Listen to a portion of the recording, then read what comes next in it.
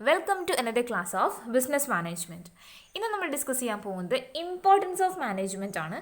And we all know that management ഒരു വളരെ important ആയിട്ടുള്ള റോളാണ് നമ്മുടെ ബിസിനസ് വേൾഡിൽ പ്ലേ ചെയ്തുകൊണ്ടിരിക്കുന്നത്. So management is an inevitable part എന്ന് നമുക്ക് എന്ത് ചെയ്യാൻ സാധിക്കും, പറയാൻ സാധിക്കും. ഏത് രീതിയിൽ എടുക്കുകയാണെന്നുണ്ടെങ്കിൽ ഒരു ഗൈഡിങ് ഫോഴ്സ് എന്ന രീതിയിലായാലും ശരി, ഒരു മോട്ടിവേറ്റിംഗ് ഫാക്ടർ എന്ന രീതിയിലായാലും ശരി, മാനേജ്മെൻറ്റിൻ്റെ റോൾ എന്ന് പറയുന്നത് ഇറ്റ് ഈസ് ഇൻഎവിറ്റബിൾ. ഒരു ഓർഗനൈസേഷനെ ആ ഒരു ഓർഗനൈസേഷൻ്റെ ആക്ടിവിറ്റീസൊക്കെ എൻകറേജ് ചെയ്യാനും അല്ലെങ്കിൽ ആ ഓർഗനൈസേഷനെ വളരെ നല്ല രീതിയിൽ ഡെവലപ്പ് ചെയ്യാൻ അല്ലെങ്കിൽ അതിൻ്റെ ഗ്രോത്തിന് വേണ്ടിയിട്ടൊക്കെ ഹെൽപ്പ് ചെയ്യുന്നൊരു ഇമ്പോർട്ടൻറ്റ് ഫാക്ടർ തന്നെയാണ് ഓരോ ഓർഗനൈസേഷൻ്റെയും മാനേജ്മെൻറ്റ് എന്ന് പറയുന്നത്. That's why we can say that management is an inevitable part. അത്രയും ഒരു ഇമ്പോർട്ടൻറ്റ് റോൾ എന്തിനുണ്ട്, മാനേജ്മെൻറ്റിനുണ്ട്. And nowadays it is increased tremendously. മാനേജ്മെൻറ്റിൻ്റെ ഇമ്പോർട്ടൻസ് എന്ന് പറയുന്നത് വളരെയധികം ഉയർന്നുകൊണ്ടിരിക്കുകയാണ്. അപ്പോൾ നമുക്ക് നോക്കാം വൈ, എന്തുകൊണ്ടാണ് ഈ മാനേജ്മെൻറ്റിൻ്റെ ഇമ്പോർട്ടൻസ് അല്ലെങ്കിൽ ഇൻക്രീസിങ് ട്രെൻഡിൽ പോയിക്കൊണ്ടിരിക്കുന്നത് എന്ന് നമുക്ക് നോക്കാം. What are the reasons behind how or why the importance of management has increased tremendously എന്നുള്ളത്. അപ്പോൾ ആ റീസൺസ് ആണ് നമ്മളിപ്പോൾ ഡിസ്കസ് ചെയ്യാൻ പോകുന്നത്, അല്ലെങ്കിൽ ഇമ്പോർട്ടൻസ് ഓഫ് മാനേജ്മെൻ്റ് ആണ് നമ്മളിപ്പോൾ എന്ത് ചെയ്യാൻ പോകുന്നത്, ഡിസ്കസ് ചെയ്യാൻ പോകുന്നത്. First of all, achievement of objectives. ഏതൊരു ഓർഗനൈസേഷൻ്റെയും മാനേജ്മെൻ്റ് ആണ് അതത് ഓർഗനൈസേഷൻ്റെ ഒബ്ജക്റ്റീവ്സ് ഹെൽപ്പ് ചെയ്യാൻ വേണ്ടി സഹായിക്കുന്നത്. Whether it is long term or short term objectives. ഒരു ചെറിയ ഒബ്ജക്റ്റീവ് ആയാലും വലിയ ഒബ്ജക്റ്റീവ് ആയാലും ശരി, അതർവൈസ് എക്കണോമിക്കൽ ഒബ്ജക്റ്റീവ് ആയാലും ശരി, നോൺ എക്കണോമിക്കൽ ഒബ്ജക്റ്റീവ് ആയാലും ശരി, ഏത് തന്നെ ഒബ്ജക്റ്റീവ് എന്ത് എയിം ആയാലും ശരി, ആ ഒരു ഓർഗനൈസേഷൻ്റെ എയിമിനെ സക്സസ് ആക്കുന്നത് അല്ലെങ്കിൽ അതിനെ ഫുൾഫിൽ ചെയ്യാൻ വേണ്ടിയിട്ട് ഹെൽപ്പ് ചെയ്യുന്നത് അതത് ഓർഗനൈസേഷനിലെ കൺസേൺഡ് മാനേജ്മെൻറ്റ് തന്നെയായിരിക്കും. ഈ ഒരു മാനേജ്മെൻറ്റ് എങ്ങനെയായിരിക്കും അത് ഏൺ ചെയ്യാന്ന് വെച്ചിട്ടുണ്ടെങ്കിൽ ആ ഒരു ഓർഗനൈസേഷനിലെ വർക്കേഴ്സിനെയും മറ്റുള്ള റിസോഴ്സിനെയും ഒക്കെ ഒരു ഗ്രൂപ്പ് ചെയ്തുകൊണ്ട് അല്ലെങ്കിൽ അതൊരു ടീമാക്കി മാറ്റിക്കൊണ്ട് അവർക്ക് പ്രോപ്പറായിട്ടുള്ള മോട്ടിവേഷൻ നൽകുകയും കോൺഫിഡൻസ് നൽകുകയൊക്കെ ചെയ്തുകൊണ്ട് ടീം സ്പിരിറ്റും ടീം വർക്കും ഒക്കെ ക്രിയേറ്റ് ചെയ്തുകൊണ്ട് ഒരു ഓർഗനൈസേഷനെ ഒരു സൗണ്ട് ഓർഗനൈസേഷനിലേക്ക് മാറ്റുകയാണ്. ദാറ്റ് മീൻസ് ഒരു ബെസ്റ്റ് ഓർഗനൈസേഷൻ, ഒരു ഗുഡ് ഓർഗനൈസേഷൻ, ഒരു പ്രോഫിറ്റബിൾ ഓർഗനൈസേഷനിലേക്ക് മാറ്റിക്കൊണ്ടാണ് മാനേജ്മെൻറ്റ് ഓർഗനൈസേഷൻ്റെ ഒബ്ജക്റ്റീവ് എന്ത് ചെയ്യാൻ ശ്രമിക്കുന്നത്, അച്ചീവ് ചെയ്യാൻ വേണ്ടി ശ്രമിക്കുന്നത് അല്ലെങ്കിൽ ഹെൽപ്പ് ചെയ്യുന്നത്. സോ അതാണ് ഫസ്റ്റ് ഇമ്പോർട്ടൻസ് ആയിട്ട് പറയുന്നത്. And second one, optimum utilisation of resources. And we all know that ഒരു ഓർഗനൈസേഷനിൽ ഒരുപാട് റിസോഴ്സ് ഉണ്ട്. നമ്മൾ നേരത്തെ ഡിസ്കസ് ചെയ്ത പോലെ മെൻ ഉണ്ട്, മെറ്റീരിയൽസ് ഉണ്ട്, മെഷീൻസ് ഉണ്ട്, എക്യുപ്മെൻറ്റ്സ് ഉണ്ട്, അങ്ങനെ ഒരുപാട് റിസോഴ്സസ് ഉണ്ട്. ഈ റിസോഴ്സസ് ഒക്കെ ഒപ്റ്റിമമായിട്ട് യൂട്ടിലൈസ് ചെയ്യാൻ വേണ്ടിയിട്ട് നമ്മളെ ഹെൽപ്പ് ചെയ്യുന്നത് മാനേജ്മെൻ്റ് ആയിരിക്കും. എന്താണ് ഒപ്റ്റിമം യൂട്ടിലൈസേഷൻ എന്ന് പറയുന്നത്? അത്രയും നല്ല രീതിയിൽ in the best possible manner. അതുകൊണ്ടാണ് ഈ ഒരു ഒപ്റ്റിമം എന്ന വേർഡിനെ കൊണ്ട് നമ്മൾ ഉദ്ദേശിക്കുന്നത്. അതായത് വേസ്റ്റേജ് ഒന്നും ഇല്ലാതെ എഫിഷ്യൻ്റ് ആയ രീതിയിൽ ഉപയോഗിക്കുക എന്നുള്ളതാണ് ഒപ്റ്റിമം കൊണ്ട് ഉദ്ദേശിക്കുന്നത് കേട്ടോ. ഓക്കെ, അപ്പോൾ ഒരു ഓർഗനൈസേഷനിൽ മാനേജ്മെൻറ്റ് ഉണ്ടെങ്കിൽ ആ ഓർഗനൈസേഷനിലെ എല്ലാ റിസോഴ്സും നമുക്ക് ഏത് രീതിയിൽ യൂസ് ചെയ്യാൻ പറ്റും, ഒപ്റ്റിമം മാനറിൽ യൂസ് ചെയ്യാൻ പറ്റും. പിന്നുള്ളത് ഇറ്റ് എൻഷുവർ ഡെവലപ്മെൻറ്റ്, അല്ലേ, ഡെവലപ്മെൻറ്റ് എൻഷുവർ ചെയ്യുന്നുണ്ട്.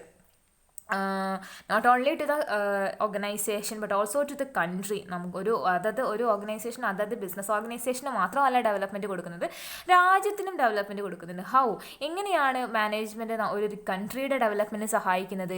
ഒരു ബിസിനസ് ഓർഗനൈസേഷൻ വളരുന്നത് തീർച്ചയായിട്ടും ആ ബിസിനസ് ഏത് എക്കണോമിയിലാണോ സിറ്റുവേറ്റ് ചെയ്യുന്നത് അല്ലെങ്കിൽ ഏത് കൺട്രിയിലാണോ സിറ്റുവേറ്റ് ചെയ്യുന്നത് അതിനെയും തീർച്ചയായിട്ടും എന്ത് ചെയ്യും, എഫക്റ്റ് ചെയ്യും, അല്ലേ. അപ്പോൾ ഒരു ബിസിനസ് ഓർഗനൈസേഷൻ വളരെ രീതിയിൽ സൗണ്ട് ബിസിനസ് ഓർഗനൈസേഷനായിട്ട് മാറുന്നു.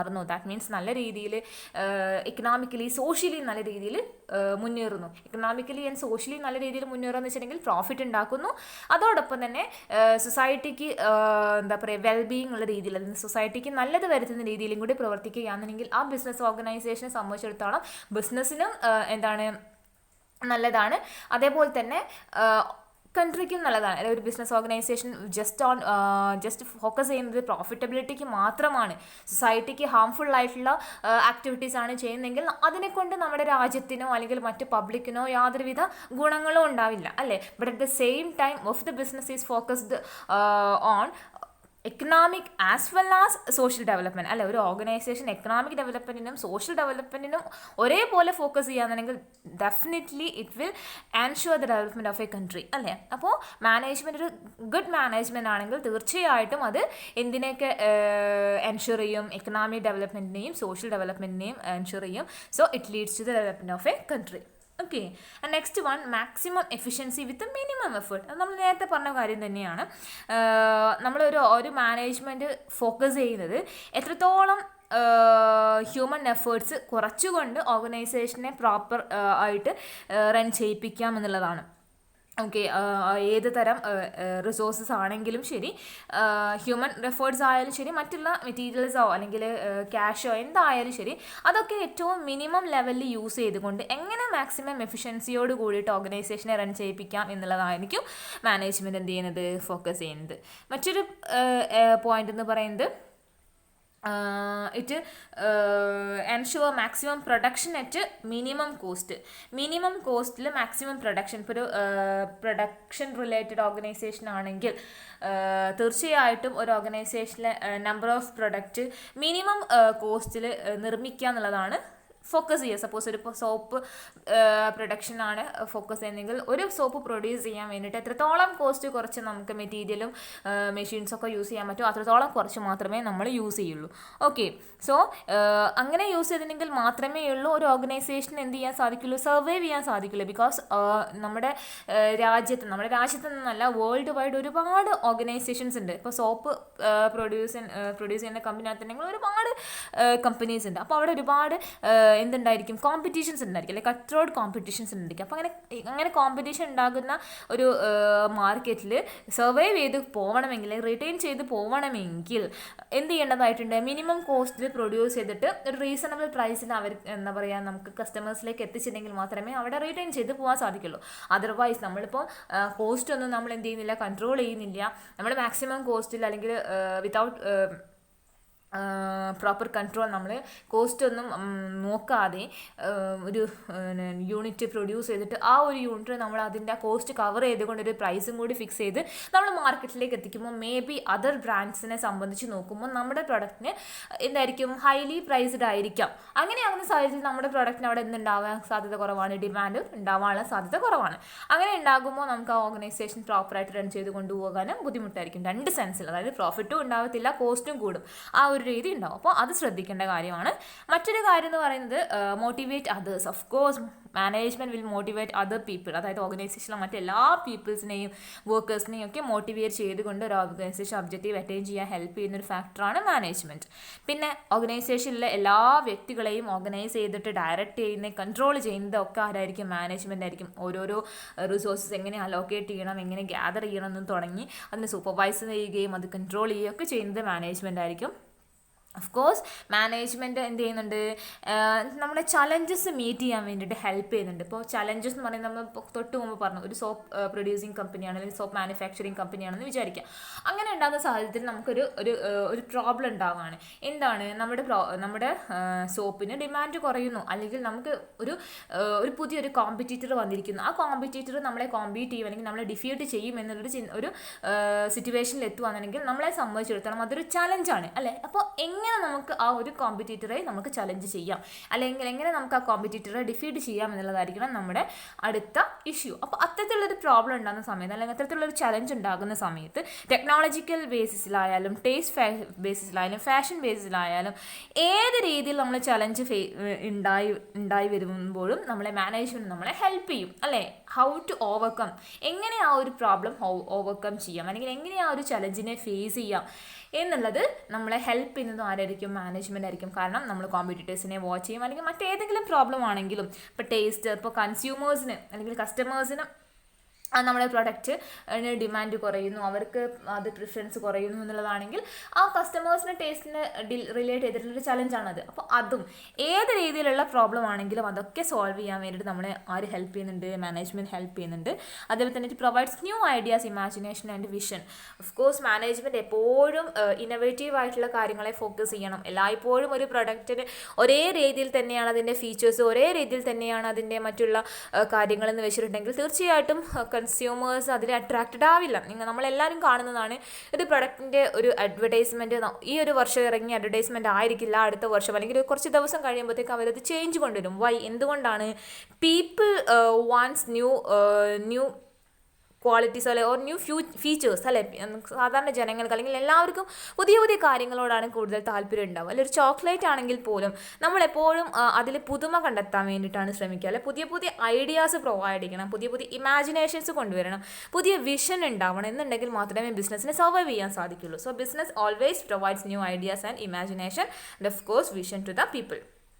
The next one, ensure coordination. എല്ലാ എലമെൻസിനെയും, അതിപ്പോൾ റിസോഴ്സസ് ആകാം, ഏത് രീതിയിലുള്ള എലമെൻസിനെയും കൃത്യമായിട്ട് കോർഡിനേറ്റ് ചെയ്ത് കൊണ്ടുപോകുന്നത് അല്ലെങ്കിൽ ഇൻ്റഗ്രേറ്റ് ചെയ്ത് കൊണ്ടുപോകുന്നത് തീർച്ചയായിട്ടും ആരായിരിക്കും?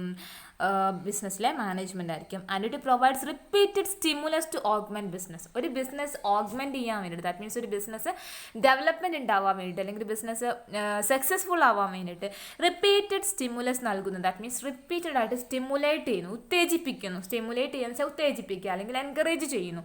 എല്ലായ്പ്പോഴും എൻകറേജ്മെൻറ്റ് ചെയ്തുകൊണ്ടിരിക്കുകയാണ് ആര് ചെയ്യുന്നത്?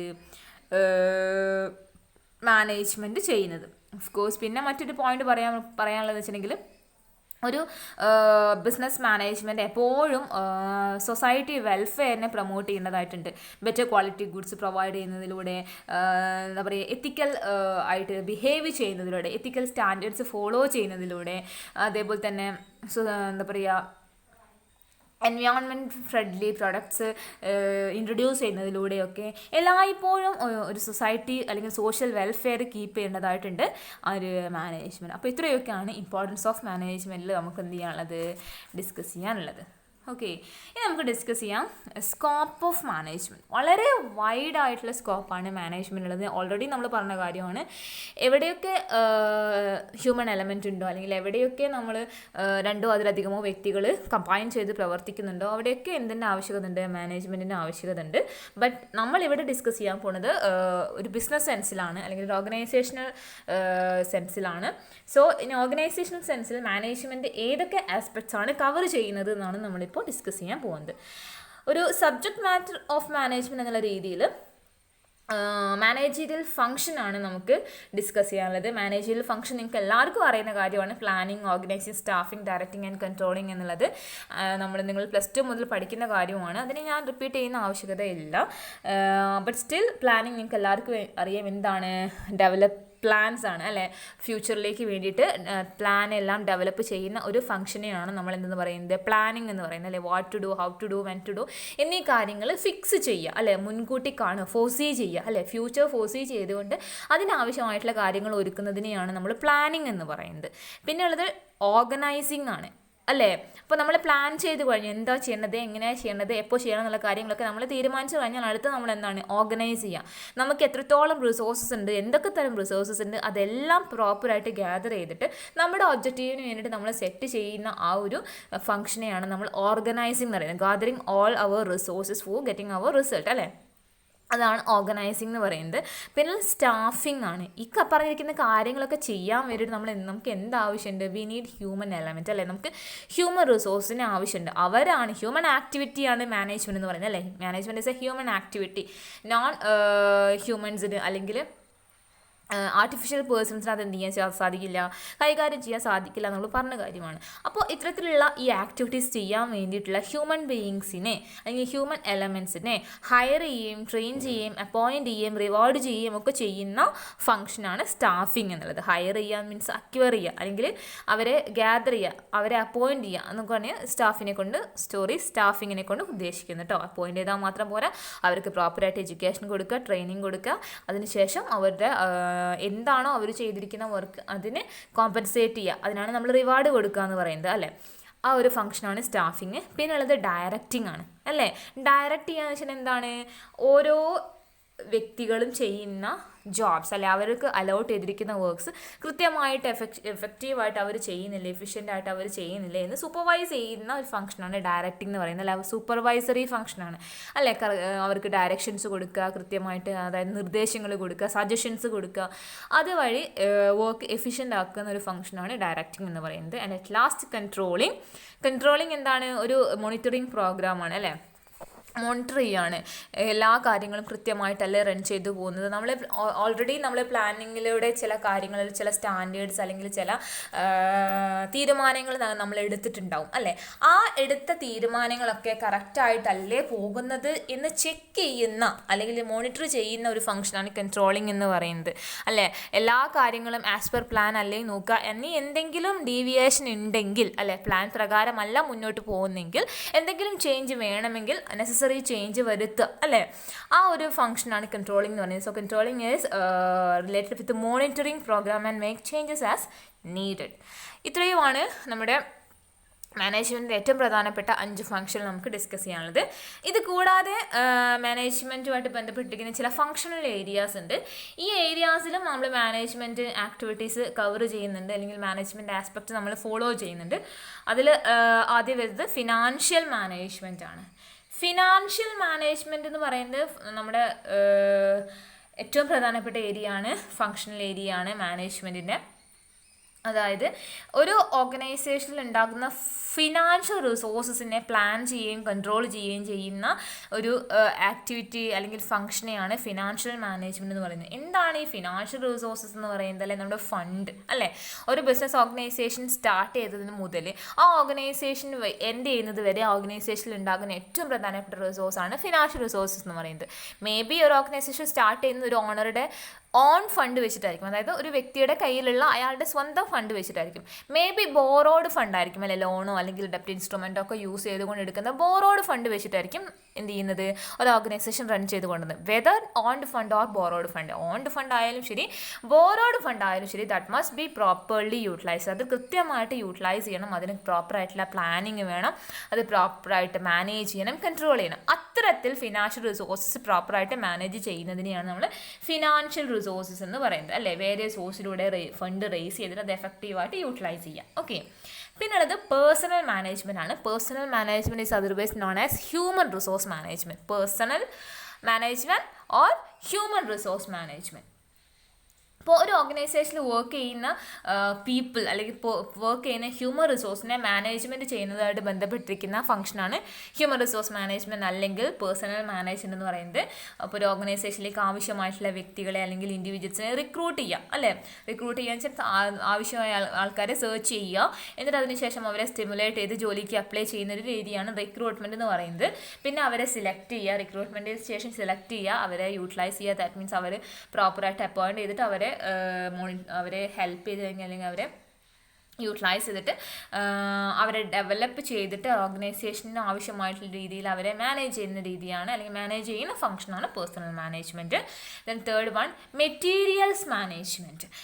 ഒരു ഓർഗനൈസേഷനിൽ പ്രൊഡക്ഷൻ ആവശ്യമായിട്ടുള്ള മെറ്റീരിയൽസ് ഉണ്ടാകാം അല്ലേ, റോ മെറ്റീരിയൽസ് ഉണ്ടാകാം. ആ റോ മെറ്റീരിയൽസ് ഒക്കെ നമ്മൾ പർച്ചേസ് ചെയ്യുന്നത് മുതൽ പ്രോപ്പറായിട്ടുള്ള മാനേജ്മെൻറ്റ് വേണം അല്ലേ. ഓവർ പർച്ചേസ് ഉണ്ടാവാൻ പാടില്ല. ഒരു പ്രൊഡക്ഷൻ യൂണിറ്റിലേക്ക് ആവശ്യമായിട്ടുള്ള മെറ്റീരിയൽസ് മാത്രമാണ് ഒരു ഓർഗനൈസേഷന് വേണ്ടത് അല്ലേ. ഓവർ പർച്ചേസ് ഉണ്ടാവാൻ പാടില്ല, അതേപോലെ തന്നെ അണ്ടർ പർച്ചേസും ഉണ്ടാവാൻ പാടില്ല. അതെന്തായിരിക്കണം, പ്രോപ്പർ ആയിരിക്കണം അല്ലേ, ആക്യുറേറ്റ് ആയിരിക്കണം, അല്ലെങ്കിൽ റിക്വയർഡ് ആയിട്ട് വേണം നമ്മൾ എന്ത് ചെയ്യുന്നത്, മെറ്റീരിയൽസ് പർച്ചേസ് ചെയ്യണം. അപ്പോൾ പർച്ചേസ് ഓഫ് മെറ്റീരിയൽ മുതൽ അത് സ്റ്റോർ ചെയ്യുന്നത്, അത് ഇഷ്യൂ ചെയ്യുന്നത്, അത് കൺട്രോൾ ചെയ്യുന്നത് എല്ലാം ഈ ഒരു മെറ്റീരിയൽസ് മാനേജ്മെൻറ്റുമായിട്ട് ബന്ധപ്പെട്ടിരിക്കുന്നതാണ്. ഓക്കെ, പിന്നെയുള്ളത് പ്രൊഡക്ഷൻ മാനേജ്മെൻ്റ് ആണ്. അപ്പോൾ പ്രൊഡക്ഷൻ ആക്ടിവിറ്റീസുമായിട്ട് ബന്ധപ്പെട്ടിരിക്കുന്ന കാര്യങ്ങൾ മാനേജ് ചെയ്യുന്നതാണ് പ്രൊഡക്ഷൻ മാനേജ്മെൻറ്റ് എന്ന് പറയുന്നത്. അതായത് പ്രൊഡക്ഷൻ പ്ലാൻ ചെയ്യാം, നമ്മളിപ്പോൾ കളക്ട് ചെയ്തിരിക്കുന്ന മെറ്റീരിയൽസും മറ്റ് റിസോഴ്സസ്, അതായത് മെന്നും മറ്റു തുടങ്ങിയ റിസോഴ്സൊക്കെ വെച്ചിട്ട് നമ്മൾ എന്ത് ചെയ്യും, പ്രൊഡക്ഷൻ നടത്തും അല്ല ബിസിനസ് ഓർഗനൈസേഷനിൽ. Whether it is a manufacturing unit. അങ്ങനെയാവുന്ന സാഹചര്യത്തിൽ അത് പ്രൊഡക്ഷൻ പ്ലാൻ ചെയ്യണം, ക്വാളിറ്റി കൺട്രോൾ വേണം അല്ലെ. വെറുതെ പ്രൊഡക്ഷൻ നടത്തിയാൽ പോരാ, ക്വാളിറ്റി പ്രോഡക്ട്സ് ആയിരിക്കണം നമ്മൾ പ്രൊഡ്യൂസ് ചെയ്യേണ്ടത്. അതർവൈസ് ബിസിനസ്സിൽ എന്തുണ്ടാവാനുള്ള സാധ്യത ഉണ്ട്, ലോസ് ഉണ്ടാവാനുള്ള സാധ്യത ഉണ്ട്. അപ്പോൾ ക്വാളിറ്റി കൺട്രോൾ അവിടെ തീർച്ചയായിട്ടും വേണം. അപ്പോൾ ക്വാളിറ്റി കൺട്രോൾ പ്രൊഡക്ഷൻ മാനേജ്മെൻറ്റ് അണ്ടറിലാണ് വരുന്നത്. ഓഫ്കോഴ്സ് അവിടെ ഇൻസ്പെക്ഷൻ വേണം, പ്രൊഡക്ഷൻ ആക്ടിവിറ്റീസ് പ്രോപ്പറായിട്ടല്ലേ നോക്കുന്നത്. അതുപോലെ പ്രൊഡക്ഷൻ കൺട്രോളും വേണം. ഓവർ പ്രൊഡക്ഷൻ ഉണ്ടാവാൻ പാടില്ല. ഇപ്പോൾ മെറ്റീരിയലിൻ്റെ കാര്യം പറഞ്ഞ പോലെ തന്നെ ഓവർ പ്രൊഡക്ഷൻ ഉണ്ടാവാൻ പാടില്ല, അണ്ടർ പ്രൊഡക്ഷൻ ഉണ്ടാവാൻ പാടില്ല. നമുക്ക് ആവശ്യമായിട്ടുള്ള യൂണിറ്റ് ഓഫ് പ്രൊഡക്ട്സ് ആണ് അല്ലെങ്കിൽ യൂണിറ്റ്സ് ഓഫ് ഔട്ട്പുട്ടാണ് നമ്മൾ പ്രൊഡ്യൂസ് ചെയ്യണത്. രണ്ട് രീതിയിൽ ഉണ്ടാവുകയാണെങ്കിലും അവിടെ എന്തുണ്ടാവും, ലോസ് ഉണ്ടാവാനുള്ള സാധ്യത അല്ലേ. ഒരു ഓർഗനൈസേഷൻ്റെ ഒപ്റ്റിമം പ്രൊഡക്ഷനാണ് ഉണ്ടാവേണ്ടത്. ഓവർ പ്രൊഡക്ഷൻ ഉണ്ടാവാൻ പാടില്ല, അണ്ടർ പ്രൊഡക്ഷൻ ഉണ്ടാവാൻ പാടില്ല. അതിന് വേണ്ടിയിട്ട് പ്രൊഡക്ഷൻ നമ്മൾ പ്രോപ്പറായിട്ട് മാനേജ് ചെയ്യണം. The next one marketing management. Marketing management എന്തായിരിക്കും? ഗുഡ്സ് ആൻഡ് സർവീസസ് മാർക്കറ്റ് ചെയ്യുന്നതുമായിട്ട് ബന്ധപ്പെട്ടിരിക്കുന്ന കാര്യങ്ങളെല്ലാം മാനേജ് ചെയ്യുന്നതിനാണ് നമ്മൾ മാർക്കറ്റിംഗ് മാനേജ്മെൻറ്റ് എന്ന് പറയുന്നത്. അല്ലേ, നമ്മളിപ്പോൾ ഒരു പ്രൊഡക്റ്റ് പ്രൊഡ്യൂസ് ചെയ്ത് കഴിഞ്ഞു. ഇപ്പോൾ പ്രൊഡക്റ്റ് പ്രൊഡ്യൂസ് ചെയ്ത് കഴിഞ്ഞാൽ ആദ്യം നമ്മൾ എന്ത് ചെയ്യണം? അതിൻ്റെ പാക്കിങ്ങും കാര്യങ്ങളൊക്കെ ചെയ്തതിന് ശേഷം അതിനുള്ള പ്രൈസ് ഡിറ്റർമിനേഷൻ നടത്തണം. അല്ലേ, പ്രൈസ് ഡിറ്റർമിനേഷൻ നടത്തിയിട്ട് മാർക്കറ്റ് റിസർച്ച് നടത്തണം. സെയിൽസ് പ്രൊമോഷൻ, അഡ്വർടൈസ്മെൻറ്റ് എല്ലാം എന്തിൻ്റെ അണ്ടറിലാണ് വരുന്നത്? മാർക്കറ്റിംഗ് മാനേജ്മെൻറ്റിൻ്റെ അണ്ടറിലാണ് വരുന്നത്. പിന്നെ ഉള്ളത് ഓഫീസ് മാനേജ്മെൻറ്റ് ആണ് കേട്ടോ. ഓഫീസ് മാനേജ്മെൻറ്റ് എന്ന് പറയുന്നത് ഓഫീസ് കാര്യങ്ങളുമായിട്ട് ബന്ധപ്പെട്ടിരിക്കുന്ന കാര്യങ്ങൾ മാനേജ് ചെയ്യുന്നത്. ഓഫീസ് ലേഔട്ട് എങ്ങനെയായിരിക്കണം, ഓഫീസ് നമ്മൾ സ്ട്രക്ചർ ചെയ്യേണ്ടത്, ഓഫീസിൻ്റെ എന്താ പറയുക സ്റ്റാഫിങ് എങ്ങനെ വേണം, ഓഫീസിൽ എന്തൊക്കെ എക്യുപ്മെൻറ്റ്സ് വേണം, ഓഫീസിൽ എന്തൊക്കെ സൗകര്യങ്ങൾ വേണം, ഓഫീസിൽ എന്തൊക്കെ ഇൻഫ്രാസ്ട്രക്ചറൽ ഫെസിലിറ്റീസ് വേണം എന്ന് തുടങ്ങിയ കാര്യങ്ങളൊക്കെ മാനേജ് ചെയ്ത് കൺട്രോൾ ചെയ്ത് പോകുന്നതിനാണ് ഓഫീസ് മാനേജ്മെൻറ്റ് എന്ന് പറയുന്നത്. പിന്നെ നമ്മൾ മെയിൻ്റനൻസ് മാനേജ്മെൻ്റ് ആണ്. വളരെ പ്രധാനപ്പെട്ട ഒരു ഏരിയ ആണ് മെയിൻ്റനൻസ് മാനേജ്മെൻറ്റ് എന്ന് പറയുന്നത്. ഒരു ഓർഗനൈസേഷൻ സ്റ്റാർട്ട് ചെയ്തിട്ട് ഓർഗനൈസേഷൻ റൺ ചെയ്ത് കൊണ്ടുപോകുമ്പോൾ വളരെ കെയർ കൊടുക്കേണ്ട ഒരു ഏരിയ ആണ് മെയിൻ്റനൻസ് മാനേജ്മെൻറ്റ് എന്ന് പറയുന്നത്. കാരണം ഒരുപാട് എന്താ പറയുക ഒരുപാട് പ്ലാൻസ്, മെഷീനറീസ്, റൂംസ് തുടങ്ങിയ കാര്യങ്ങളൊക്കെ എക്യുപ്മെൻറ്റ്സ് ഒക്കെ എവിടെ ഉണ്ടാവും? ബിസിനസ് ഓർഗനൈസേഷനിലൊക്കെ ഉണ്ടാവും. അതിന് പ്രോപ്പർ കെയർ കൊടുത്തിട്ടില്ലെങ്കിൽ തീർച്ചയായിട്ടും അത് ഡാമേജ് ഉണ്ടാവാനുള്ള സാധ്യത ഉണ്ട്. അതേപോലെ തന്നെ ഡിപ്രീസിയേഷൻ ഉണ്ടാവാനുള്ള സാധ്യത ഉണ്ട്. അതൊക്കെ അവോയ്ഡ് ചെയ്യണം. അതൊക്കെ ബിസിനസ് ഓർഗനൈസേഷനെ നെഗറ്റീവായിട്ടാണ് എഫക്റ്റ് ചെയ്യുക, അല്ലേ? അപ്പോൾ നമ്മൾ എന്ത് ചെയ്യണം? പ്രോപ്പർ കെയർ കൊടുത്തിട്ട് പ്രോപ്പറായിട്ട് മെയിൻറ്റെയിൻ ചെയ്യണം. ബിൽഡിംഗ് മെയിൻറ്റെയിൻ ചെയ്യണം. പ്ലാന്റ്, മെഷീനറി, എക്യുപ്മെൻറ്റ്സ്, ഫർണിച്ചർ ഇതൊക്കെ നമ്മൾ എന്ത് ചെയ്യണം? പ്രോപ്പറായിട്ട് നമ്മൾ മെയിൻറ്റെയിൻ ചെയ്ത് കൊണ്ടുപോകണം. അങ്ങനത്തെ കാര്യങ്ങൾ ചെയ്യുന്ന ഫംഗ്ഷനാണ് മെയിൻ്റനൻസ് മാനേജ്മെൻറ്റ് എന്ന് പറയുന്നത്. പിന്നെ ഉള്ളത് ട്രാൻസ്പോർട്ട് മാനേജ്മെൻറ്റ് ആണ്. ട്രാൻസ്പോർട്ട് മാനേജ്മെൻറ്റ് വെച്ചിട്ടുണ്ടെങ്കിൽ നമ്മൾ എന്താ പറയുക, ഈ നമ്മൾ പ്രൊഡ്യൂസ് ചെയ്തിരിക്കുന്ന പ്രൊഡക്ട്സ് നമ്മൾ പാക്ക് ചെയ്യുക, വെയർഹൗസ് ചെയ്യുക, അത് നമ്മൾ പല രീതിയിൽ പല ഇടങ്ങളിലേക്ക് നമ്മൾ എന്ത് ചെയ്യേണ്ടി വരും? കൊണ്ടെത്തിക്കേണ്ടതായിട്ട് വരും, അല്ലേ? അതായത് നമ്മുടെ പ്രൊഡക്ഷൻ യൂണിറ്റിൽ നിന്ന് നമ്മുടെ ഡിസ്ട്രിബ്യൂഷൻ യൂണിറ്റിലേക്ക് നമ്മൾ കൊണ്ടുവരേണ്ടി വരും. അതിനുശേഷം നമ്മൾ ഹോൾസെയിലേഴ്സിലേക്കും റീറ്റെയിലേഴ്സിലേക്കും ഒക്കെ നമ്മൾ അത് എത്തിക്കേണ്ടതായിട്ട് വരും. അവിടെയൊക്കെ എന്തിൻ്റെ ആവശ്യമുണ്ട്? ട്രാൻസ്പോർട്ടേഷൻ്റെ ആവശ്യമുണ്ട്. ഒന്നുകിൽ ബൈ റെയിലായിരിക്കാം, അല്ലെങ്കിൽ ബൈ റോഡായിരിക്കാം, അല്ലെങ്കിൽ ബൈ എയർ ആയിരിക്കാം. ഏത് രീതിയിലായാലും ട്രാൻസ്പോർട്ടേഷൻ നടത്തുമ്പോൾ അവിടെയും നമ്മൾ ശ്രദ്ധിക്കേണ്ടതായിട്ടുള്ള കാര്യങ്ങളുണ്ട്. ലോസ് ഒന്നും ഉണ്ടാവാൻ പാടില്ല, അതായത് വേസ്റ്റേജ് ഉണ്ടാവാൻ പാടില്ല, അതേപോലെ തന്നെ കോസ്റ്റ് കൂടാൻ പാടില്ല. അതൊക്കെ നമ്മൾ പ്രോപ്പറായിട്ട് മാനേജ് ചെയ്യേണ്ടതായിട്ടുണ്ട്. സോ അത്തരത്തിലുള്ള ആക്ടിവിറ്റീസ് മാനേജ് ചെയ്യുന്നത് എന്തിൻ്റെ അണ്ടറിലാണ് വരിക? ട്രാൻസ്പോർട്ട് മാനേജ്മെൻറ്റിൻ്റെ അണ്ടറിലാണ് വരിക. പിന്നെ നമുക്ക് പറയാനുള്ളത് മാനേജ്മെൻറ്റ് ഒരു ഇൻ്റർ ഡിസിപ്ലിനറി അപ്രോച്ചാണ്, അല്ലേ? ഇപ്പോൾ പറഞ്ഞിരിക്കുന്ന ഒരുപാട് കാര്യങ്ങൾ ചെയ്യുന്നത് കൊണ്ട് തന്നെ നമുക്ക് അറിയാൻ പറ്റും, ഒരിക്കലും മാനേജ്മെൻറ്റ് ഒരേ ഒരു മേഖലയെ ഡിപ്പെൻഡ് ചെയ്തിട്ടല്ല റൺ ചെയ്ത് പോകുന്നത്, അല്ലേ? ഒരുപാട് ഐഡിയാസ് അല്ലെങ്കിൽ ഒരുപാട് കൺസെപ്റ്റ്സിൻ്റെ അപ്ലിക്കേഷൻ നമ്മൾ എന്തിനും നൽകുന്നുണ്ട്? മാനേജ്മെൻറ്റ് നൽകുന്നുണ്ട്. എക്കണോമിക്സ് യൂസ് ചെയ്യുന്നുണ്ട്, മാത്സ് യൂസ് ചെയ്യുന്നുണ്ട്, കൊമേഴ്സ് യൂസ് ചെയ്യുന്നുണ്ട്, സ്റ്റാറ്റിസ്റ്റിക്സ് യൂസ് ചെയ്യുന്നുണ്ട്, ഹിസ്റ്ററി യൂസ് ചെയ്യുന്നുണ്ട്, സൈക്കോളജി യൂസ് ചെയ്യുന്നുണ്ട്, അല്ലേ? ഒരുപാട് ഐഡിയാസ് അല്ലെങ്കിൽ ഒരുപാട് കൺസെപ്റ്റ്സ് നമ്മൾ എവിടെ ഫോളോ ചെയ്യുന്നുണ്ട്? മാനേജ്മെൻറ്റ് എന്ന് പറയുന്ന ഫംഗ്ഷൻ നമ്മൾ ചെയ്യുമ്പോൾ നമ്മൾ ഫോളോ ചെയ്യുന്നുണ്ട്. അതുകൊണ്ട് തന്നെ it is an interdisciplinary subject അല്ലെങ്കിൽ ഒരു ഇൻ്റർ ഡിസിപ്ലിനറി അപ്രോച്ചാണ്. And last one, principles of management. നമുക്കറിയാം മാനേജ്മെൻറ്റ് ഒരു യൂണിവേഴ്സൽ ആപ്ലിക്കേഷൻ ഉണ്ട്. യൂണിവേഴ്സലി അക്സെപ്റ്റഡ് ആണ് മാനേജ്മെൻറ്റ് എന്ന് പറയുന്ന ഒരു ഫംഗ്ഷൻ എന്ന് പറയുന്നത്. നമ്മൾ എല്ലാ ഫീൽഡിലും നമ്മളിത് ഉപയോഗിക്കുന്നുണ്ട്. അതിന് നമ്മളൊരു പ്രോപ്പറായിട്ടുള്ള യൂണിവേഴ്സലി ആപ്ലിക്കബിൾ പ്രിൻസിപ്പിൾസ് നമ്മൾ എന്ത് ചെയ്യുന്നുണ്ട്? ഫോളോ ചെയ്യുന്നുണ്ട്. അപ്പോൾ ഇത്രയുമാണ് നമ്മൾ സ്കോപ്പ് ഓഫ് മാനേജ്മെൻറ്റിൽ ഡിസ്കസ് ചെയ്യാനുള്ളത്. ഓക്കെ, ഇനി നമുക്ക് ഡിസ്കസ് ചെയ്യാനുള്ളത് നിങ്ങൾക്ക് എല്ലാവർക്കും അറിയാം ലെവൽസ് ഓഫ് മാനേജ്മെൻറ്റ് ആണ്, അല്ലേ? Levels of management top level management, middle level management and lower level management, അല്ലേ? 3 ലെവൽസ് ഓഫ് മാനേജ്മെൻറ്റ് ആണുള്ളത്. ആൻഡ് നമുക്ക് 3 ലെവൽസ് ഓഫ് മാനേജ്മെൻ്റ് ആണെന്ന് പറയുമെങ്കിൽ പോലും എല്ലാ ഓർഗനൈസേഷനിലും ഇത്തരത്തിലായിരിക്കില്ല മാനേജ് ചെയ്തൽ പൊസിഷൻസ് ഉണ്ടാവുക, അല്ലേ? Number of level of management always depends upon the size of the business organisation, അല്ലേ? ഒന്നുകിൽ ഓർഗനൈസേഷൻ സൈസിനായിരിക്കാം, അല്ലെങ്കിൽ ഓർഗനൈസേഷൻ്റെ ഒരു നാച്ചുറൽ ഓഫ് പ്രൊഡക്ട്സിനെ ബേസ് ചെയ്തിട്ടായിരിക്കാം, അല്ലെങ്കിൽ ടെക്നോളജിയെ ബേസ് ചെയ്തിട്ടായിരിക്കാം. അപ്പോൾ ഇതൊരു കോൺസ്റ്റൻ്റ് ആയിട്ടുള്ള ലെവൽ ഓഫ് മാനേജ്മെൻറ്റ് നമുക്ക് പറയാൻ സാധിക്കില്ല. ബട്ട് സ്റ്റിൽ നമ്മൾ പറയുമ്പോൾ ലെവൽസ് ഓഫ് മാനേജ്മെൻറ്റ് നമ്മൾ 3 ലെവൽസ് ആയിട്ടാണ് പറയപ്പെടുന്നത്. It is A line of demarcation between various managerial position, അല്ലേ? വ്യത്യസ്തമായിട്ടുള്ള മാനേജറിയൽ പൊസിഷൻ്റെ ഇടയിലുള്ള ഒരു ഡിമാർക്കേഷനാണ് ലെവൽസ് എന്ന് പറയുന്നത്. അന്ന് ആദ്യം ടോപ്പിൽ ആരാണ്? Top level management. Then in between middle and last one ആരായിരിക്കും? ലോ ലെവൽ മാനേജ്മെൻറ്റ് ആയിരിക്കും. അപ്പോൾ നമുക്ക് ആദ്യം ഡിസ്കസ് ചെയ്യാം top level management. Top level management എന്ന് പറഞ്ഞിട്ടുണ്ടെങ്കിൽ ഏറ്റവും ഹയസ്റ്റ് അതോറിറ്റി ആയിരിക്കും ഓർഗനൈസേഷനിൽ അല്ലേ. Board of directors, managing director, general manager തുടങ്ങിയ സീനിയർ എക്സിക്യൂട്ടീവ്സ് ഉൾക്കൊള്ളുന്ന മാനേജ്മെൻറ്റിനെയാണ് നമ്മൾ ടോപ്പ് ലെവൽ മാനേജ്മെൻറ്റ് എന്ന് പറയുന്നത്. ഒരു ഓർഗനൈസേഷൻ്റെ ഒബ്ജക്റ്റീവ് ഫിക്സ് ചെയ്യുന്നത് ഈ ടോപ്പ് ലെവൽ മാനേജേഴ്സ് ആയിരിക്കും. അതായത് പോളിസീസ്, പ്ലാൻ ഓഫ് ആക്ഷൻസ്, അതേപോലെ തന്നെ ബിസിനസ്സിൻ്റെ ഒബ്ജക്റ്റീവായിട്ട് ബന്ധപ്പെട്ടിരിക്കുന്ന ഇമ്പോർട്ടൻറ്റ് ഡിസിഷനൊക്കെ എടുക്കുന്നത് ആരായിരിക്കും? ടോപ്പ് ലെവൽ മാനേജേഴ്സ് ആയിരിക്കും. ലോവർ ലെവൽ മാനേജേഴ്സിനും അതേപോലെ തന്നെ മിഡിൽ ലെവൽ മാനേജേഴ്സിനൊക്കെ ആവശ്യമായിട്ടുള്ള ഇൻസ്ട്രക്ഷൻസും ഓർഡേഴ്സും ഒക്കെ നൽകുന്നത് ടോപ്പ് ലെവൽ മാനേജേഴ്സ് ആയിരിക്കും. അപ്പോൾ നമുക്ക് നോക്കാം what are the main functions undertaken by the top level management. First of all determining the objective അല്ലേ. ഒബ്ജക്റ്റീവ് ഡിറ്റർമിൻ ചെയ്യുന്നത് ആരായിരിക്കും? ടോപ്പ് ലെവൽ മാനേജ്മെൻറ്റ് ആയിരിക്കും. അല്ലെങ്കിൽ ഡിഫൈൻ ദ ഗോൾസ്, എന്തൊക്കെ കാര്യങ്ങളാണ് അറ്റൈൻ ചെയ്യേണ്ടത് എന്ന് തീരുമാനിക്കുന്നത് ടോപ്പ് ലെവൽ മാനേജ്മെൻറ്റ് ആയിരിക്കും. പിന്നെ establish the policies means plan of action അല്ലേ. നമ്മുടെ ഒബ്ജക്റ്റീവ് അല്ലെങ്കിൽ എന്താണ് ഗോൾ, ആ ഗോൾ അറ്റൈൻ ചെയ്യാൻ ആവശ്യമായിട്ടുള്ള പ്ലാൻസ് അല്ലെങ്കിൽ എന്തൊക്കെ കാര്യങ്ങൾ ചെയ്യണമെന്ന് എസ്റ്റാബ്ലിഷ് ചെയ്യുന്നതും അതിനാവശ്യമായിട്ടുള്ള സ്ട്രാറ്റജിക് പ്ലാൻസ് തയ്യാറാക്കുന്നതും ആരായിരിക്കും? ടോപ്പ് ലെവൽ മാനേജ്മെൻറ്റ് ആയിരിക്കും. അതേപോലെ തന്നെ ഗൈഡൻസ് കൊടുക്കുകയും ഡയറക്ഷൻസ് നൽകുകയും ഒക്കെ ചെയ്യുന്നത് ടോപ്പ് ലെവൽ മാനേജേഴ്സ് ആയിരിക്കും. പിന്നെ ഒരു പബ്ലിക്കുമായിട്ട് അല്ലെങ്കിൽ സൊസൈറ്റിയുമായിട്ട് ഒരു ഗുഡ് റിലേഷൻ ക്രിയേറ്റ് ചെയ്യുന്നതും അവരെ കൺട്രോൾ ചെയ്യുന്നതും പബ്ലിക്കിനെ കൺട്രോൾ ചെയ്യുന്നതും ടോപ്പ് ലെവൽ മാനേജ്മെൻ്റ് ആയിരിക്കും. അല്ലാതെ ലോവർ ലെവൽ മാനേജേഴ്സിന് അല്ലെങ്കിൽ വർക്കേഴ്സിനും ഒന്നും പബ്ലിക്കുമായിട്ടോ അല്ലെങ്കിൽ സൊസൈറ്റിയുമായിട്ട് എന്തുണ്ടാവില്ല, കണക്ഷൻ ഉണ്ടാവില്ല, കമ്മ്യൂണിക്കേഷൻ ഉണ്ടാവില്ല. അതൊക്കെ കമ്മ്യൂണിക്കേറ്റ് ചെയ്യുന്നതും ഒരു ഗുഡ് റിലേഷൻ കീപ്പ് ചെയ്യുന്നതും ടോപ്പ് ലെവൽ മാനേജ്മെൻ്റ് ആയിരിക്കും. പിന്നെ of course judge the result. ഓർഗനൈസേഷൻ്റെ റണ്ണിങ് അല്ലെങ്കിൽ ഓർഗനൈസേഷൻ്റെ പ്രവർത്തനങ്ങൾ എത്രത്തോളം നല്ലതാണ്, റിസൾട്ട് അല്ലെങ്കിൽ പ്രോഫിറ്റബിൾ ആണോ അല്ലെങ്കിൽ ലോസ് ആണോ എന്നൊക്കെ ചെക്ക് ചെയ്യുന്നതും അത് ജഡ്ജ് ചെയ്യുന്നതും ഒക്കെ ആരായിരിക്കും? ടോപ്പ് ലെവൽ മാനേജ്മെൻ്റ് ആയിരിക്കും. And second level of management is middle level management. ഈ മിഡിൽ ലെവൽ മാനേജ്മെൻറ്റ് എന്ന് പറയുന്നത് ഫങ്ഷണൽ ഡിപ്പാർട്ട്മെൻറ്റ് ഹെഡ്സ് ആയിരിക്കും. നമ്മൾ തൊട്ട് മുമ്പ് ഡിസ്കസ് ചെയ്തു ഏതൊക്കെയാണ് ഫങ്ഷണൽ ഏരിയ എന്ന് പറയുന്നത്. അതായത് ഫിനാൻഷ്യൽ മാനേജ്മെൻറ്റ് ഉണ്ട്, personal management, material management, production management ഉണ്ട്, മാർക്കറ്റിംഗ് മാനേജ്മെൻറ്റ് ഉണ്ട് അല്ലേ. ഇത്തരത്തിലുള്ള ഫങ്ഷണൽ ഡിപ്പാർട്ട്മെൻറ്റിൻ്റെ ഹെഡ്സ് ആയിരിക്കും മിഡിൽ ലെവൽ മാനേജ്മെൻറ്റ് എന്ന് പറയുന്നത്. For example personal management department ആണെങ്കിൽ ആ ഫങ്ഷണൽ ഏരിയ ആണെങ്കിൽ പേഴ്സണൽ മാനേജർ അല്ലെങ്കിൽ HR മാനേജർ ആയിരിക്കും അവിടുത്തെ മിഡിൽ ലെവൽ മാനേജ്മെൻറ്റിൽ ഉണ്ടാവുക.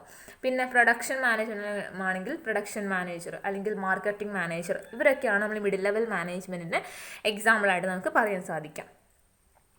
ഈ മിഡിൽ ലെവൽ മാനേജേഴ്സ് നമ്മൾ നേരത്തെ ഡിസ്കസ് ചെയ്ത ടോപ്പ് ലെവൽ മാനേജേഴ്സിനുമായിട്ട് റെസ്പോൺസിബിൾ ആയിരിക്കും. അവരോട് റെസ്പോൺസിബിൾ ആയിരിക്കും മിഡിൽ ലെവൽ മാനേജേഴ്സ് എന്ന് പറയുന്നത്. ആൻഡ് ഈ മിഡിൽ ലെവൽ മാനേജേഴ്സ് ചെയ്യുന്ന കാര്യം എന്താണെന്ന് വെച്ചിട്ടുണ്ടെങ്കിൽ മാനേജ്മെൻറ്റിൻ്റെ ഫങ്ഷൻസ് എന്തൊക്കെയാണോ ആ ഫങ്ഷൻസ് അണ്ടർടേക്ക് ചെയ്യുക അല്ലെങ്കിൽ ആ ഫങ്ഷൻസിന് ആവശ്യമായിട്ടുള്ള ഡയറക്ഷൻ കൊടുക്കുക എന്നതാണ് മിഡിൽ ലെവൽ മാനേജ്മെൻറ്റിൻ്റെ മെയിൻ ഫങ്ഷൻ. മറ്റുള്ള വർക്കേഴ്സിനെ പ്രോപ്പറായിട്ട് ഡയറക്റ്റ് ചെയ്ത് അവരെ ഓർഗനൈസ് ചെയ്ത് കൊണ്ടുപോകുക എന്നുള്ളത് മിഡിൽ ലെവൽ മാനേജേഴ്സിൻ്റെ റെസ്പോൺസിബിലിറ്റി ആയിരിക്കും. നമുക്ക് നോക്കാം what are the functions of middle level management or middle level managers. അവരുടെ ഫസ്റ്റ് ഫങ്ഷൻ എന്ന് പറയുന്നത് ഈ ടോപ്പ് ലെവൽ മാനേജ്മെൻറ്റ് കമ്മ്യൂണിക്കേറ്റ് ചെയ്യുന്ന പ്രോഗ്രാംസും പോളിസീസും ഒക്കെ ഇൻ്റർപ്രിട്ടേഷൻ നടത്തുക അല്ലെങ്കിൽ അത് അണ്ടർടേക്ക് ചെയ്യുക എന്നുള്ളതാണ്. Okay, top level managers already അവർ ഫ്രെയിം ചെയ്തിരിക്കുന്ന പോളിസീസും പ്ലാൻ ഓഫ് ആക്ഷൻസും ഒക്കെ ആരുമായിട്ട് കമ്മ്യൂണിക്കേറ്റ് ചെയ്യും?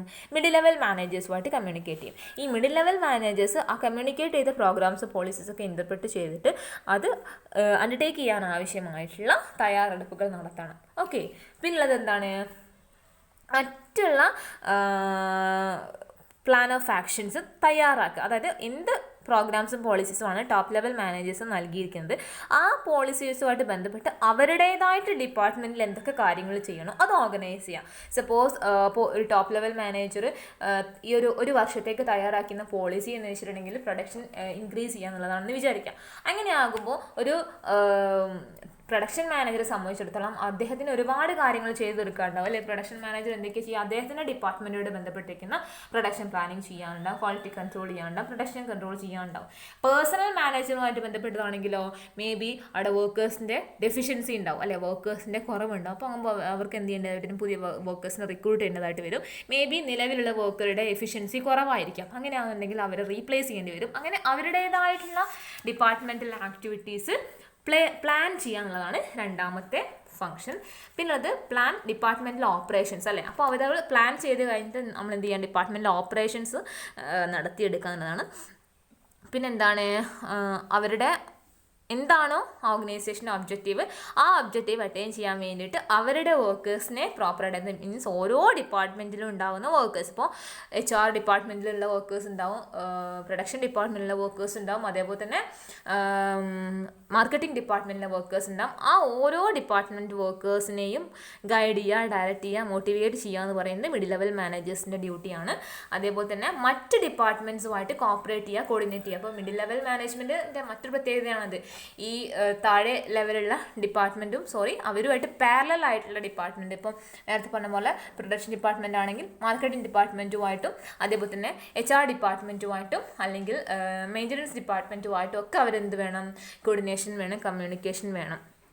പിന്നെ അവരുടെ സബോർഡിനേറ്റ്സിൻ്റെ പെർഫോമൻസ് ഇവാലുവേറ്റ് ചെയ്യുക മിഡിൽ ലെവൽ മാനേജറിൻ്റെ മറ്റൊരു ഡ്യൂട്ടിയാണ്, ഫംഗ്ഷനാണ്. ആ ഒരു ഹെഡിൽ അല്ലെങ്കിൽ ആ ഒരു ഡിപ്പാർട്ട്മെൻറ്റിൽ അവരുടെ കീഴിൽ പ്രവർത്തിക്കുന്ന സബോർഡിനേറ്റ്സിൻ്റെ വർക്ക്സ് അല്ലെങ്കിൽ പെർഫോമൻസ് എന്ത് ചെയ്യുക, കൃത്യമായിട്ട് ഇവാലുവേറ്റ് ചെയ്യുക, ആവശ്യമായിട്ടുള്ള ഡയറക്ഷൻസ് കൊടുക്കുക, മോട്ടിവേഷൻസ് നൽകുക. പിന്നെ ഏറ്റവും പ്രധാനപ്പെട്ട കാര്യം എന്ന് പറയുന്നത് ഈ ലോവർ ലെവൽ മാനേജ്മെൻറ്റും അല്ലെങ്കിൽ അതേപോലെ തന്നെ മറ്റുള്ള മാനേജ്മെൻറ്റും ഒക്കെ നൽകുന്ന റിപ്പോർട്ട്സ് കളക്ട് ചെയ്യുക അല്ലെങ്കിൽ സ്റ്റാറ്റിസ്റ്റിക്സ് കളക്ട് ചെയ്യുന്നത് ആരായിരിക്കും, മിഡിൽ ലെവൽ മാനേജ്മെൻ്റ് ആയിരിക്കും. ആ മിഡിൽ ലെവൽ മാനേജ്മെൻറ്റ് അത് കളക്ട് ചെയ്തിട്ട് റിപ്പോർട്ടായിട്ട് ആരിലേക്ക് സബ്മിറ്റ് ചെയ്യണം, ടോപ്പ് ലെവൽ മാനേജ്മെൻറ്റിലേക്ക് സബ്മിറ്റ് ചെയ്യണം. Okay. And last level of management is lower level management and it is also known as supervisory management. ഈ ഒരു ലെവൽ ഓഫ് മാനേജ്മെൻറ്റിൽ ഉണ്ടാകുന്ന പേഴ്സൺസ് പറയുന്നത് supervisors, foreman, gang boss, accounts officer, sales officer തുടങ്ങിയവരായിരിക്കും. കൂടുതലായിട്ടും ഈ direction and control function of management ആയിരിക്കും ഈ ലോവർ ലെവൽ മാനേജ്മെൻറ്റ് നടത്തുക. അതായത് വർക്കേഴ്സിനെ കൃത്യമായിട്ട് ഡയറക്റ്റ് ചെയ്യുക അല്ലെങ്കിൽ വർക്കേഴ്സിനെ കൃത്യമായിട്ട് ഗൈഡൻസ് കൊടുക്കുക, അവരെ കൃത്യമായിട്ട് കൺട്രോൾ ചെയ്യാൻ തുടങ്ങിയ ഫംഗ്ഷൻ ആയിരിക്കും ഈ accounts officer, sales officer, supervisors ഒക്കെ ചെയ്യുന്നത്. നിങ്ങൾക്ക് എല്ലാവർക്കും അറിയാം സൂപ്പർവൈസേഴ്സ് ഒക്കെ എന്താ ചെയ്യുന്നത് അല്ലേ, വർക്കേഴ്സ് അല്ലേ, സബോർഡിനേറ്റ്സ് ഒക്കെ കൃത്യമായിട്ടല്ലേ ജോലി ചെയ്യുന്നത് നോക്കുക, അവരുടെ വർക്കിൻ്റെ എഫിഷ്യൻസി നോക്കുക, പ്രോപ്പർ ടൈമിംഗ് അല്ലേ നോക്കുക, അവർ വേസ്റ്റേജ് ഉണ്ടാക്കുന്നുണ്ടോ നോക്കുക, എന്തെങ്കിലും ഇഷ്യൂസ് ഉണ്ടാക്കുന്നുണ്ടോ നോക്കുക, അതൊക്കെയാണ് സൂപ്പർവൈസേഴ്സ് ചെയ്യുന്നത് അല്ലേ. അപ്പോൾ അത്തരത്തിലുള്ള കാര്യങ്ങളാണ് ലോവർ ലെവൽ മാനേജ്മെൻറ്റ് ചെയ്യുന്നത്. അപ്പോൾ അവരുടെ ഫങ്ഷൻസ് എന്തൊക്കെയാണെന്നുള്ളത് നോക്കുക. പ്ലാനിങ് നടത്തും, ഒരു ദിവസത്തേക്കോ അല്ലെങ്കിൽ ഒരു ആഴ്ചയിലേക്കുള്ള പ്ലാനിങ് നടത്തുന്നത് ആരായിരിക്കും, ലോവർ ലെവൽ മാനേജേഴ്സ് ആയിരിക്കും. അതേപോലെ തന്നെ ഓരോ ഗ്രൂപ്പ് ആക്ടിവിറ്റീസും ഓർഗനൈസ് ചെയ്യാം. ഇപ്പോൾ ഒരു ഡിപ്പാർട്ട്മെൻറ്റിൽ ഇപ്പോൾ ഒരു 20 പേരുണ്ടെങ്കിൽ അവരെ 4-5 ഗ്രൂപ്പായി തിരിച്ചിട്ട് അവരെ ഓരോ ഗ്രൂപ്പിലും അവർക്ക് വർക്ക് അലോട്ട് ചെയ്ത് കൊടുത്തിട്ട് അത് എന്ത് ചെയ്യുക, ഓർഗനൈസ് ചെയ്യുക. അത് തന്നെയാണ് മൂന്നാമതായി പറയുന്നത് allot work to the workers under him. ഓരോ സൂപ്പർവൈസേഴ്സിൻ്റെയും അല്ലെങ്കിൽ അക്കൗണ്ട്സ് ഓഫീസറുടെയും കീഴിൽ ഉള്ള വർക്കേഴ്സിന് കൃത്യമായിട്ട് വർക്ക് അലോട്ട് ചെയ്ത് കൊടുക്കുക, അത് ഓർഗനൈസ് ചെയ്യുക, അത് എന്ത് ചെയ്യുക, അവർക്ക് ആവശ്യമായിട്ടുള്ള ഇൻസ്ട്രക്ഷൻസ് കൊടുക്കുക അല്ലേ. Issue instructions at the site, അവർക്ക് ഓരോരുത്തർക്കും ആവശ്യമായിട്ടുള്ള ഇൻസ്ട്രക്ഷൻസ് കൊടുക്കുക, അവരെ മോട്ടിവേറ്റ് ചെയ്യുക, എന്നിട്ട് അവർക്ക് വർക്ക് ചെയ്യാൻ ആവശ്യമായിട്ടുള്ള മെറ്റീരിയൽസ്, മെഷീൻസ്, ടൂൾസ് ഒക്കെ എത്തിച്ചു കൊടുക്കുക. അതേപോലെ തന്നെ എംപ്ലോയീസിനെ സൂപ്പർവൈസ് ചെയ്യാൻ അവർക്ക് ആവശ്യമായിട്ടുള്ള ഗൈഡൻസ് കൊടുക്കുക, കോൺഫിഡൻസ് കൊടുക്കുക, അവരെ എൻകറേജ് ചെയ്യിപ്പിക്കുക. അതേപോലെ തന്നെ ഏറ്റവും പ്രധാനപ്പെട്ട കാര്യമാണ് ഡിസിപ്ലിൻ മെയിൻറ്റെയിൻ ചെയ്യുക എന്നുള്ളത് അല്ലേ. അവരെ പ്രോപ്പറായിട്ട് ഗൈഡ് ചെയ്താൽ മാത്രം പോരാ, അവരെ നന്നായിട്ട് അവർക്ക് ഓർഗനൈസേഷൻ്റെ കോഡ് ഓഫ് കണ്ടക്റ്റ് കൃത്യമായിട്ട് മനസ്സിലാക്കി കൊടുത്തിട്ട് അവരെ ഡിസിപ്ലിനായിട്ട് മെയിൻറ്റെയിൻ ചെയ്യുകയും ആ ഒരു എംപ്ലോയീസിനെ മറ്റുള്ള വ്യക്തികളുമായിട്ട് ഒരു ഗുഡ് റിലേഷൻ മെയിൻറ്റെയിൻ ചെയ്യുക. ഓർഗനൈസേഷനിൽ എപ്പോഴും ഒരു ഹാർമോണിയസ് റിലേഷൻഷിപ്പ് ഉണ്ടായിരിക്കുന്നത് നമുക്ക് എല്ലാവർക്കും അറിയാം. എല്ലാ വർക്കേഴ്സും അങ്ങോട്ടും ഇങ്ങോട്ടും കോപ്പറേറ്റ് ചെയ്ത് പ്രവർത്തിക്കുന്നതാണ്. പ്രോപ്പർ കമ്മ്യൂണിക്കേഷൻ വേണം, അവരുമായിട്ട് ഒരു ഹാർമോണിയസ് അല്ലെങ്കിൽ ഗുഡ് റിലേഷൻഷിപ്പും വേണം. അതൊക്കെ മെയിൻറ്റെയിൻ ചെയ്യാൻ വേണ്ടിയിട്ട് ഹെൽപ്പ് ചെയ്യുന്നതും ആരായിരിക്കും, ലോവർ ലെവൽ മാനേജ്മെൻ്റ് ആയിരിക്കും. അപ്പോൾ ഇത്രയുമാണ് നമ്മുടെ ലെവൽസ് ഓഫ് മാനേജ്മെൻറ്റ് നമുക്ക് ഡിസ്കസ് ചെയ്യാനുള്ളത്. ഇന്നത്തെ ഏരിയ നിങ്ങൾക്ക് ക്ലിയർ ആയി എന്ന് വിശ്വസിക്കുന്നു. Thank you.